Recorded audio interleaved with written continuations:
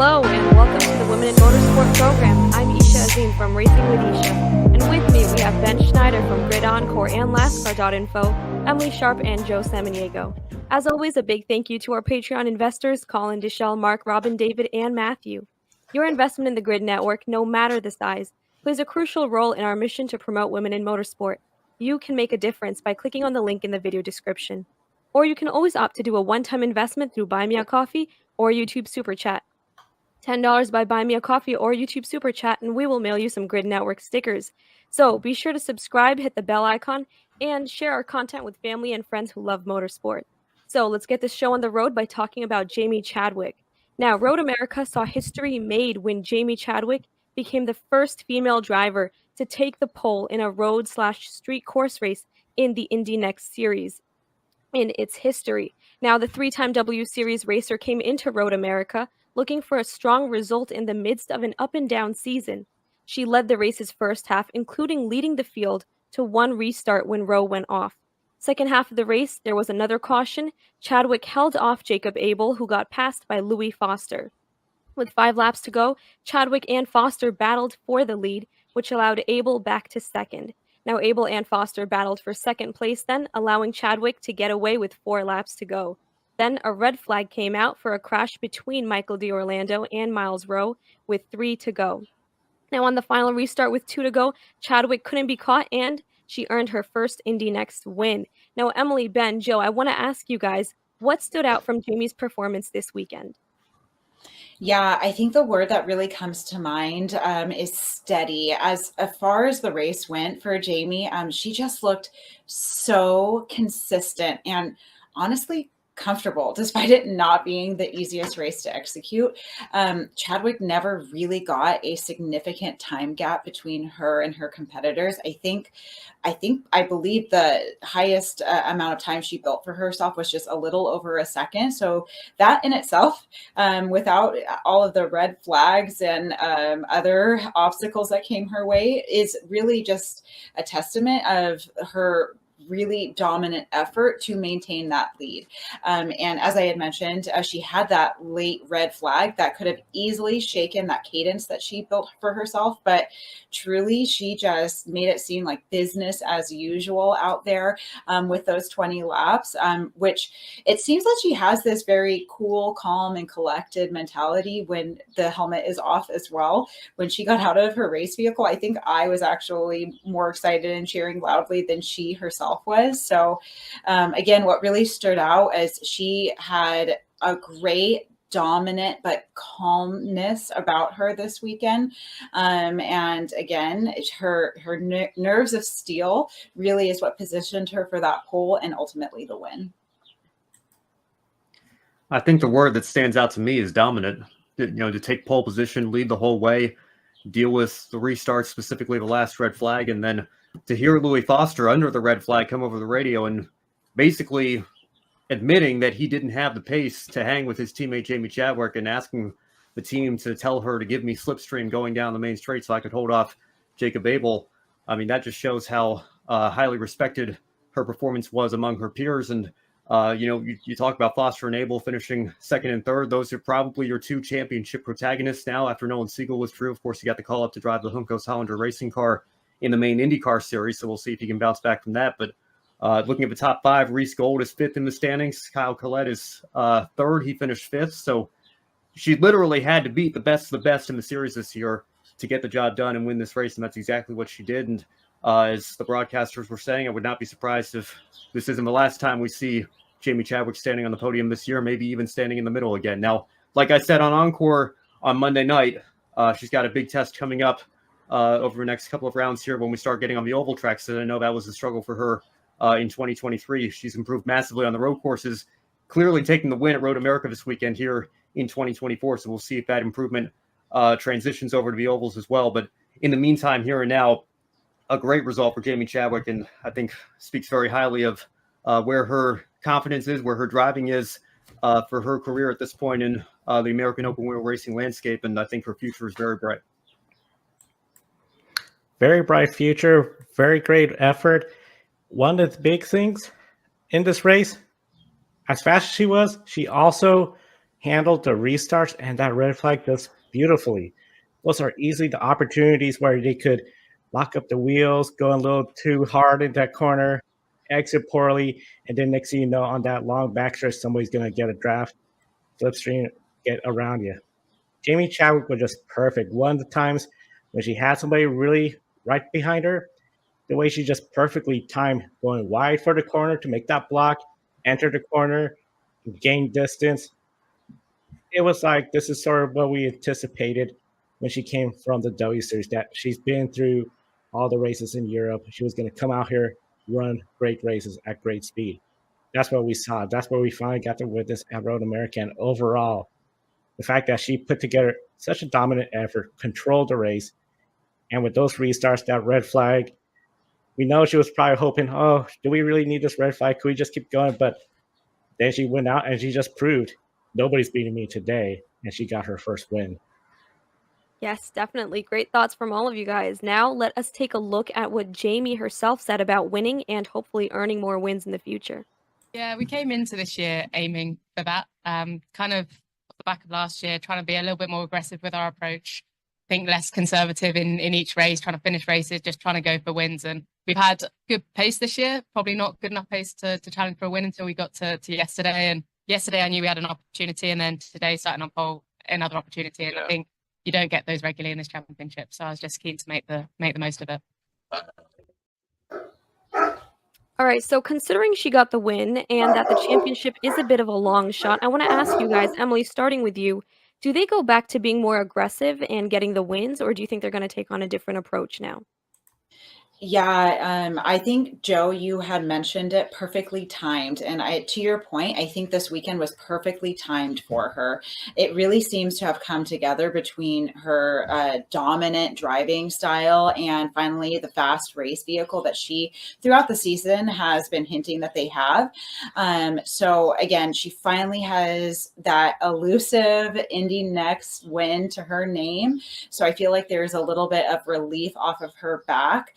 Now, with all of that being said, she's currently running 9th in the championship standing, so I don't think she's necessarily going to have as much of a campaign as her teammates are. To Ben's point, we really do have that contender with Foster. I think that is going to be his prime objective the rest of the season. I think Jamie, much like coming into this season, initially, she's just trying to walk away with as much learnings as she can on the track, and specifically within this series.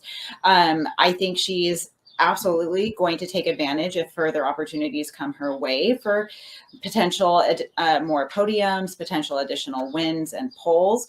But at this point, I don't think she's necessarily going to pursue a championship campaign as much as having an overall best possible outcome with taking key learnings away and just positioning herself to be an even better driver in this series heading into next season. Yeah, unfortunately, a pair of 20th place finishes to start the year in a 21 car field. I mean, that really kind of kills your championship hopes right off the bat. Now, I suppose, being 9th in points, just trying to do quick math here, looks like 115 out of a lead. Not mathematically eliminated by any means. I mean, if she goes out and wins, pulls a Max Verstappen and wins 6 out of the next 7 races, or does something similar to what she did in the W Series, well, then it's a different conversation.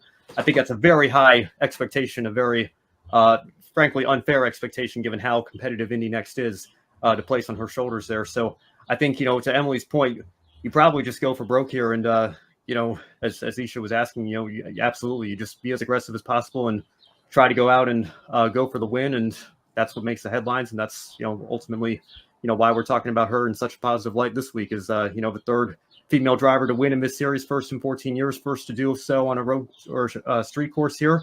If she can generate more headlines like that and improve her stock, so to speak, for whether it's back in Indy NXT in 2025 or a potential IndyCar seat, I think that's ultimately the goal for her. A championship, while, like I said, it's not a mathematical thing that's out of reach at this point, probably, realistically speaking, you just focus on trying to win as many races as you can from here on out. Getting the wins will be great. I think, especially in the ovals where we know that was a little bit of weakness, maybe just try to play a little bit on the conservative side, but still position yourself, because one of the big things, you look at the standings, 2 points away from Michael D'Orlando. 10 points away from Miles Rowe.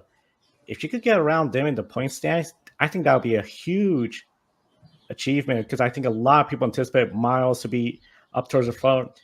Michael D. Orlando, a lot of people have been following him. But Jamie Chadwick in the road courses, especially where she's coming back a second time, knows she has fast equipment, go all out, go for those wins. The ovals, definitely, I think we know for anyone coming from Europe, those are the big learning curves. Literally, much more sweeping corners. If she could put solid point state on those tracks, she's setting herself up for a very good run. It's just going to be really interesting to see how everything pulls out, because we've seen this in many series. Driver gets their first win, that burden, that question of when will you get that first win's gone, and it just seems the wins, the podiums just come naturally easier. It'll be really interesting to see how Jamie Chadwick proceeds forward. Yeah, and Joe, if I could just follow up on that real quick here. Looking back at her results in the ovals last year, 10th at Iowa in a 16-car field, 12th at Gateway, including a near miss as she was getting lapped. A bit of a scary moment there in that race out of only 15 cars in that field. There's certainly a lot of room for improvement there. So, if you factor in that we're going to Milwaukee this year, a new oval for this series, or at least first year in many years that they've gone to that speedway. I think the goal for her on those tracks would be, and we know she certainly has the car to do it with Andretti, break into the top 5 potentially. I don't know that, we look at her as potentially a race winner in Iowa just yet, as she's, obviously still learning this track type. But if she can improve upon that and show that same step forward that she's taken on the road and street courses so far this year in terms of her pace, I think that would be a great result for her. Yes, definitely. And I think, Ben, this leads us to a question that you've actually brought up on Encore on Tuesday about drivers being rushed up too quickly in the series. Now, this happens to many drivers regardless of gender. People often consider Danica Patrick from Xfinity to Cup as a main example of this. But there are pretty cases throughout the different motorsport series. So I want to ask you guys, what should be her potential route for 2025? And when does IndyCar come into question, especially since Andretti has Ericsson, Herta, and Kirkwood on track? Yeah, Isha, I think you brought up a perfect example in Danica Patrick, and Ben and I have had this conversation on this show previously. She had such great potential, and I feel like she was on the cusp of doing really great things in the Xfinity series. And then she made the bigger marketing move, arguably some may say, to the Cup series, and then obviously did not have as much success in that series. So going back to Jamie Chadwick, she has officially gotten that first win in the INDY NXT series. Of course, she is so decorated coming from the W series, and she's one of the current reserve drivers on the Williams team in the F1. I think it's going to be for her to stay with Andretti. Probably not a move to next season's IndyCar team. All of those drivers are race winners in that series. They have multi-year contracts, and they are running fairly well in the championship standings right now with a lot of season left to go. If she were to make the move to IndyCar, I think she potentially would bring a lot of marketability along with her presence in that series and a lot of fans. But if you are going to be running on a team that doesn't necessarily have the backing as an Andretti, then how well are you going to be performing in that series? Is making the jump really going to be worth it for her own personal career, just to move into that series, but not necessarily have the performance and outcome that she's looking for? So for me, I'm hopeful that she would continue on with Indy NXT, just because she has done so well this year in comparison to her inaugural year last year. And if she's doing a race win already at this point of the season, who knows? Maybe she is a championship contender next year. So my hope and vote is for Indy NXT again for her next year. Totally agree. And, if you want to bring up Danica Patrick, Jamie Chadwick's already done in Indy NXT what Danica Patrick couldn't do in what was NASCAR Nationwide at the time, and that's win a race. And Danica, just pulling up her 2012 stats here, only 4 top 10s in 33 races, 1 pole position, maybe should have won a race at Montreal. Of course, that idiot fan threw a shoe out onto the track. We'll never know what would have happened with the car being damaged after she ran over that, unfortunately. But, that race aside and a few good runs here or there aside, I think Kelly Earnhardt Miller said on Dale Jr.'s podcast a couple of years ago when Haley Deegan was on, actually, but just giving her advice not to rush it up, because she brought up Danica Patrick and said, I wish that she had stayed with us 1 or 2 more Xfinity years, because she was just starting to figure that series out. But then the fame and fortunes of the Cup Series came calling to her name there. And I think she was brought up way too quickly, and ultimately probably ended her career a few years earlier than we were expecting, based on the lack of success that she had because she made that jump too quickly. So again, we've seen tremendous improvement year to year from Jamie Chadwick here. So, but I'm in total agreement with Emily. I think that a jump at this point would be a pretty tall task for her to take.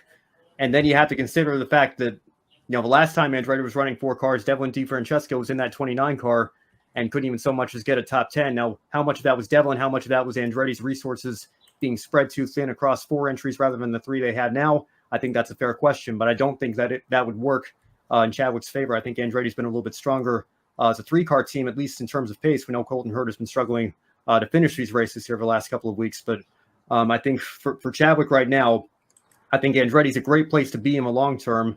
If she were to make that jump next year, not to throw them under the bus, but a smaller team like Dale Coyne that doesn't have the same level of resources, that, would be something similar to maybe Pippa Mann trying to make that jump around 2010, 2011 and getting stuck with a smaller team and never really being able to progress past, running in the teens and 20s in the IndyCar Series. I think the best thing for her is to spend another year, ideally at Andretti, in Indy NXT, go for a championship, and then look to making the jump in 26 if IndyCar is ultimately where she ends up long term. You perfectly took one of my points about don't go to a smaller team, Ben, because I agree. With Andretti, right now it's a 3-car team. They're looking pretty solid. When they were a 4-car team, Devlin DiFrancesco was just struggling. Nothing really going on. Last thing you want to do is to expand, have it where Jamie Chadwick or just in general the entire team is just not performing. Or, worst case, go into that smaller team. Yeah, they might have a technical alliance with Honda and Reddy, but as you said, they get stuck mid-pack.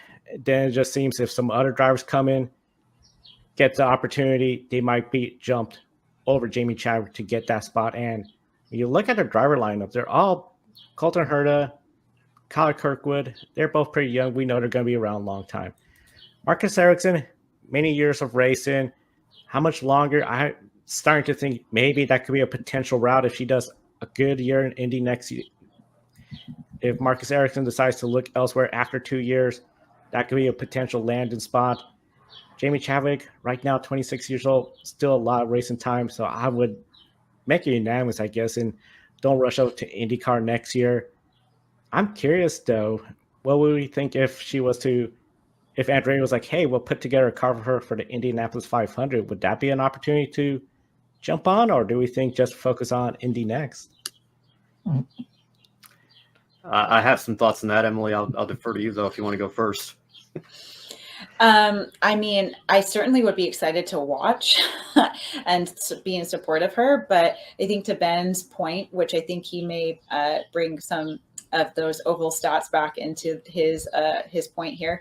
I think she's still growing in her expertise and performance in ovals, and that is the most iconic oval in the world, some would argue. So I think it certainly would be an experience for her, but I think anyone backing her in that position would have to give her grace and understanding that chances are she's probably not going to finish in the top 10 or 15, but certainly a very talented driver. And I mean, who knows? Andretti does have the foundation and resources to put together something like that. I mean, we had a 4th car in Marco this year, so we'll have to see. But Ben, what are your thoughts?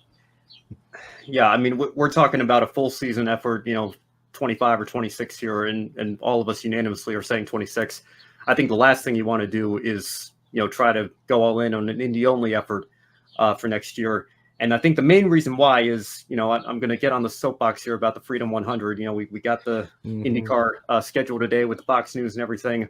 I will still stand on that soapbox and say the Freedom 100, bring that race back.